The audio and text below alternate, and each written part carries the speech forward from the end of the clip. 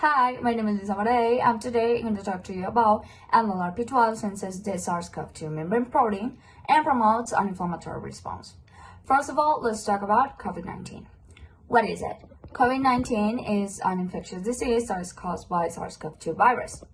It spreads by air and causes several respiratory symptoms as cough, fever, and sore throat. Something important to say is that one of the most common immediate cause of death was the multi-organ failure, induced by an overwhelming infection of an uncontrolled systemic inflammation. Okay, what is an inflammatory response? It's a process in which the immune system cells detect a microorganism that is affecting the body, then eliminate it and repair damaged tissues. NLRP12. It is a nucleotide binding leucine-rich repeat-containing receptor 2. It is an intracellular pattern recognition receptor that detects intracellular microbial pathogens. It could interact directly with the SARS-CoV-2 protein and activate inflammatory processes. The general objective was to observe elevated expressions of NLRP12 in human peripheral monocytes and lung tissues during infection with SARS-CoV-2. The methods. So, we have the PCRQ, which means quantitative polymerase chain reaction.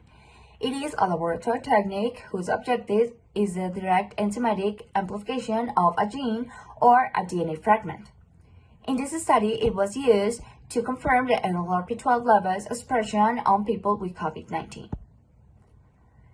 Now we have the Western blot.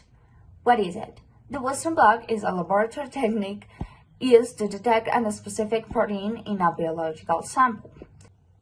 Here, the Western blot helped to identify the NLRP12 expression levels on cells infected with BSBM virus, and also expressions of other proteins that were involved in the inflammatory process. The immunofluorescence is a diagnosis technique that uses fluorescent substance to detect the antibody or antigens in cells or tissues. And here it was used to identify the co-localization of NLRP12 and SARS-CoV-2, suggesting that NLRP12 interact with the M protein of SARS-CoV-2. And we have the immunohistochemistry. The immunohistochemistry is the identification of a specific molecule in a tissue by the interaction between an antigen and a labeled antibody. Here, it revealed a significant increase of NLRP12 in lung tissues from people with COVID-19. And here we have the results. The first one is the immunofluorescence study that compares the NLRP12 level expressions in the lung tissues from healthy people and people with COVID-19. So here we can see that people with COVID-19 have higher level expressions of NLRP12 than healthy people.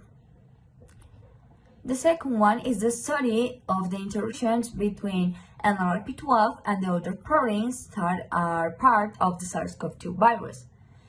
And it showed that NLRP12 just interact with the M protein of the SARS-CoV-2 virus.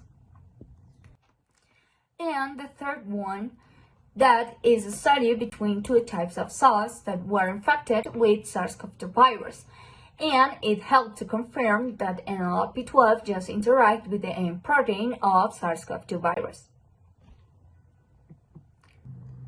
And here we have the other results. This one is a study in which bone marrow-derived macrophages from wild-type and NLRP12 knockout mice were transfected with TRAF3 and infected with BSBM virus to detect the interaction among NLRP12, M protein from SARS-CoV-2, and TRAF3. And the discussion. So we have the author, what the author said, and if it does match or not.